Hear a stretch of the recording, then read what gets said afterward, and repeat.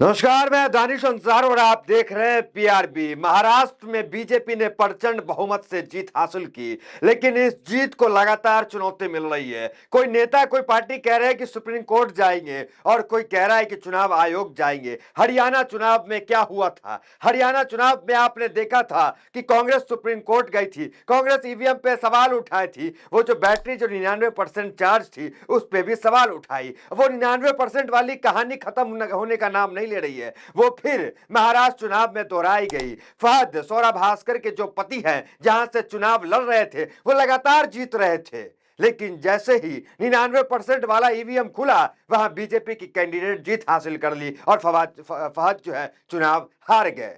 ये बैटरी 99% वाली चर्चा फिर गर्म हो गई। कांग्रेस ने फिर बड़ी प्रेस कॉन्फ्रेंस की और कांग्रेस ने इसे जो है तंत्र की जीत बता दिया, जैसे कि हरियाणा में बताया था कि लोकतंत्र की नहीं तंत्र की जीत है, मतलब मशीन की जीत कांग्रेस ने बताया। कांग्रेस कह रही है कि लगातार ईवीएम को लेकर हम सवाल उठाते रहेंगे। क्या ईवीएम जो है नागपुर में बीजेपी के नेताओं की गाड़ी में ईवीएम पाई गई, उसका भी जिक्र कांग्रेस कर रही है।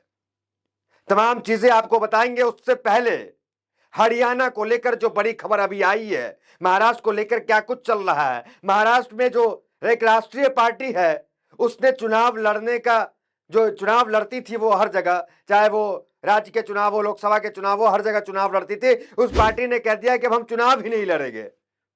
इसी प्रक्रिया को देख करके कि जो चुनाव प्रणाली है किस तरीके से देश में हो रही है, चुनाव आयोग पे सवाल उठ रहे हैं, ईवीएम पे सवाल उठ रहे हैं, उसने अनाउंस कर दिया राष्ट्रीय पार्टी ने कि अब हम चुनाव ही नहीं लड़ेंगे। उसका जिक्र करेंगे, कौन है वो पार्टी, क्यों अनाउंस किया कि हम चुनाव अब नहीं लड़ेंगे। मतलब देखिए कि लोकतंत्र, एक लोकतांत्रिक देश में जो 76 साल में नहीं हुआ वो सब होने जा रहा है। राष्ट्रीय पार्टी चुनाव लड़ने के लिए मना कर रही है। ये सब बताएंगे। उससे पहले आते हैं आपको हरियाणा की खबर को लेकर के। हरियाणा की आज की खबर है। याद होगा हरियाणा चुनाव को लेकर क्या क्या मामला जो है चला था। हालांकि वहां पे सरकार जो है बीजेपी ने बना लिया, कांग्रेस विरोध किया, कांग्रेस सुप्रीम कोर्ट गई थी उस समय भी, लेकिन कुछ मामला याचिका दायर किया गया कार्यकर्ता के जरिए, कुछ मामला हुआ नहीं। कांग्रेस ने एक कमेटी बनाया था हरियाणा को लेकर और उस कमेटी का फैसला आ गया। कांग्रेस पूरे सबूत के साथ तैयार हो गई और कांग्रेस आज जो है हरियाणा के मामले को लेकर सुप्रीम कोर्ट गई है। ऑफिशियल कांग्रेस, कोई कांग्रेस के कार्यकर्ता ने याचिका वगैरह नहीं दिया है।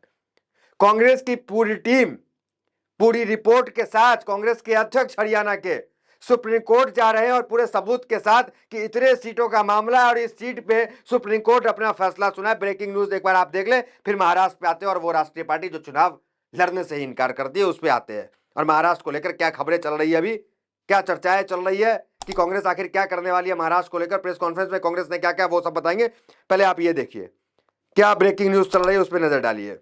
हरियाणा विधानसभा चुनाव में ईवीएम हैक का मामला पंजाब हरियाणा हाईकोर्ट पहुंच गया है। कांग्रेस के प्रदेश अध्यक्ष उदय भान ने दावा किया है कि चुनाव में 14 विधानसभा सीटों पर धांधली की गई है, जिसके लिए पार्टी के पास पर्याप्त सबूत है। कांग्रेस ने जिन 14 पर ईवीएम हैकिंग का दावा किया है, इनमें 4 सीट ऐसी हैं जिन पर जीत हार का अंतर 3000 से कम है। ये अभी की ब्रेकिंग न्यूज है दैनिक भास्कर की। कांग्रेस जो है वो तैयार कर चुकी है अपना तमाम डाटा, सबूत इकट्ठा कर चुकी है और हाईकोर्ट जा रही है। मतलब बीजेपी को हरियाणा में अभी झटका लगा है और कांग्रेस जो है वहां पे सुप्रीम कोर्ट जाकर के तमाम चीजें करेगी। देखिए हेडलाइंस देख लीजिए एक बार। हरियाणा चुनाव ईवीएम हैकिंग मामला हाईकोर्ट पहुंचा, कांग्रेस 14 सीटों का सबूत देगी। सोचिए लगातार इस बार जो अभी जो चुनाव हो रहे हैं 2024 में, जितने भी चुनाव हुए हैं, पूरे 75 साल में किसी राष्ट्रीय पार्टी ने चुनाव से बहिष्कार नहीं किया, जो एक पार्टी ने बहिष्कार कर दिया। पूरे 76 साल में कांग्रेस पार्टी ने कभी नहीं कहा कि ये लोकतंत्र नहीं, ये तंत्र की जीत है। हमेशा कांग्रेस पार्टी ने स्वीकार किया कि चलो हम हार गए, अगली बार प्रयास करेंगे।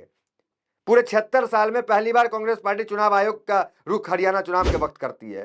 पूरे 76 साल में पहली बार फिर प्रेस कॉन्फ्रेंस कांग्रेस ने किया और ईवीएम को दोष दे रही है। आखिर ईवीएम से इतना लोभ क्यों, ईवीएम से चुनाव क्यों? अब जरा सोचिए, सोचने की बात तो ये भी है। देखिए उपचुनाव की अगर बात करें, वो हेडलाइंस एक बार आप देख लीजिए। यूपी की इस सीट पर दोबारा चुनाव के लिए कोर्ट का रुख करेगी सपा, वोटिंग के दौरान हुआ था हंगामा। समाजवादी पार्टी के एक उम्मीदवार हार गए थे, अब अखिलेश यादव कह रहे हैं कि ये जो है तंत्र के जरिए उन्हें हरा दिया गया है हमारे उम्मीदवार को उपचुनाव में, और ये भी सुप्रीम कोर्ट जाने की बात कर रहे हैं। ये पहली बार हो रहा है, ये अब हो रहा है, पहले नहीं होता था ये सब चीजें। देखिए तमाम पार्टियां का प्रतिक्रिया आ रहा है। मायावती हैं, क्या कह रही है एक बार देख लीजिए उनका। हमारी पार्टी ने यह फैसला लिया है कि जब तक देश में फर्जी वोट को डालने से रोकने के लिए देश के चुनाव आयोग द्वारा कोई सख्त कदम नहीं उठाया जाएगा, तब तक हमारी पार्टी देश में अब कोई भी उपचुनाव नहीं लड़ेगी। ये जो है मायावती कह रही हैं, बहुजन समाज पार्टी की अध्यक्ष हैं, वो कह रहे हैं कि हमारी पार्टी कोई भी उपचुनाव नहीं लड़ेगी। ये सब 76 साल में पहली बार हो रहा है कि एक राष्ट्रीय पार्टी जो है वो कह रही है कि हम चुनाव नहीं लड़ेंगे। ये सब देखने को मिल रहा है। अब देखिए चंद्रचूड़ भी इस मैदान में उन्हें भी ले आया क्या है। संजय राउत क्या कह रहे हैं सीजीआई चंद्रचूड़ के बारे में, वो भी एक बार ट्वीट देखिए आप।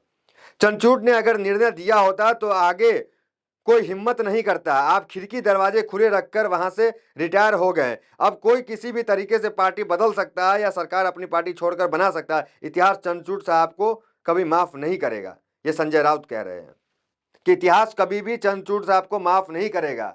हमने कहा ईवीएम को लेकर कांग्रेस फिर प्रेस कॉन्फ्रेंस की, वो प्रेस कॉन्फ्रेंस सुनवाएंगे, उसके बाद देखिए, उससे पहले देखिए उदित राज क्या करे। जब तक ईवीएम है चुनाव निष्पक्ष नहीं हो सकता। तो एक बार आप जो कांग्रेस ने प्रेस कॉन्फ्रेंस की है बड़ी, उस प्रेस कॉन्फ्रेंस को सुने आप, क्या क्या जो है वो सवाल उठा रहे हैं। वीडियोस दिखाई देते हैं कि बीजेपी के नेता की गाड़ी में ईवीएम मशीन मिली कल नागपुर में, कल रात को 99% बैटरी। इसके बारे में आज तक जवाब नहीं दिया। वहां हम क्या आंख बंद करके मशीनों पर, आंख बंद करके चुनाव आयोग पर, आंख बंद करके चुनावी प्रक्रिया पर भरोसा कर सकते हैं? आप बताइए। चलिए अब चलते हैं थोड़ा सा पीछे, 4 महीने पीछे जाइए। महाराष्ट्र में अभी तो मीडिया में भी आप देख रहे होंगे कि मीडिया कह रही है कि मोदी मैजिक रिटर्न हो गया, 14 और 19 वाला लहर जो है मोदी का फिर से आ गया। लेकिन याद कीजिए 4 महीने पहले लोकसभा का चुनाव हुआ था, वही महाराष्ट्र है। उस महाराष्ट्र में कितनी सीटें आई थी जरा देख लीजिए आप। बीजेपी को 9 सीटें आई थी, कांग्रेस को 13 सीटें आई थी, वही महाराष्ट्र में। वो चुनाव जो प्रधानमंत्री मोदी के चेहरे पे हुआ था, उस चुनाव में बीजेपी जो है कांग्रेस से हार गई। लेकिन अभी देखिए 4 महीने बाद, आखिर 4 महीने में इतना क्या बदल गया? अगर प्रधानमंत्री मोदी का मैजिक वापस आ गया है तो ये मैजिक 4 महीना पहले कहां था? ये मैजिक क्यों नहीं दिखा पा रहा था? तो सवाल तो उठना लाजिम है और सवाल उठ रहे हैं। और कांग्रेस को जो जवाब चुनाव आयोग दे रहा है, कांग्रेस उससे संतुष्ट नहीं है। और कांग्रेस को लोग जो है, यूजर्स जो है ट्वीट भी कर रहे हैं कि कांग्रेस जो अब सड़कों पे उतरे, कांग्रेस जो है आवाज बुलंद करे। कई यूजर्स इस तरह से ट्वीट कर रहे हैं। ईवीएम बैन को लेकर खबरें चल रही है। एलन मस्क के बारे में भी लगातार कहा जा रहा है कि एलन मस्क जो इतने बड़े टेक्नोलॉजी को अच्छे से समझते हैं, टेक्नोक्रेट है, वो कह रहे हैं कि चुनाव ईवीएम हैक हो सकता है। तो फिर ईवीएम से चुनाव क्यों होता है? ये तमाम चीजें ईवीएम को लेकर के चल रही है। अब इंतजार है कि बीजेपी जो है वो सरकार बना ले, शपथ ग्रहण कर ले, लेकिन उनके लिए वो भी अब आसान नहीं है। जो खबर अभी निकल के आ रही है, देखिए क्या खबर निकल के आ रही है, देख लीजिए। महाराष्ट्र में चुनावी नतीजों से पहले पोस्टर वार, अजीत पवार को बताया मुख्यमंत्री। वहां पोस्टर लगने शुरू हो गए। अजीत पवार को कहा जा रहा है कि मुख्यमंत्री बनाया जाए। कितने चेहरे हैं जरा सोचिए। बीजेपी के पास सीट की संख्या ज्यादा है, फडणवीस है, फिर उसके बाद देखिए कि एकनाथ शिंदे हैं, अजीत पवार हैं, चेहरे पे चेहरे जो है बीजेपी के पास है। और अब अजीत पवार को मुख्यमंत्री बनाने की बात कही जा रही है। तो ये जो आपसी गुत्थी है बीजेपी, वो संभाल पाती है नहीं संभाल पाती है, एक तो मसला वो है। दूसरा जो कांग्रेस जो है, जो ईवीएम को लेकर अब बड़ा कदम उठाने वाला है, वो कदम क्या होगा? सुप्रीम कोर्ट जाने की बात हो रही है। ये देखना दिलचस्प होगा कि आगे क्या कुछ होता है। और अब तक ये तो साफ हो गया कि हरियाणा को लेकर के कांग्रेस जो है शांत नहीं हुई है। कांग्रेस का जो परिश्रम है वो दिख रहा है कि किस तरीके से जो 14 सीट है उसको लेकर सुप्रीम कोर्ट कांग्रेस पहुंची है। और अब महाराष्ट्र को लेकर कांग्रेस क्या करेगी, ये भी देखना दिलचस्प होगा। तो फिलहाल इस वीडियो में इतना ही। मिलते अगले वीडियो से बने हमारे साथ। बहुत बहुत धन्यवाद।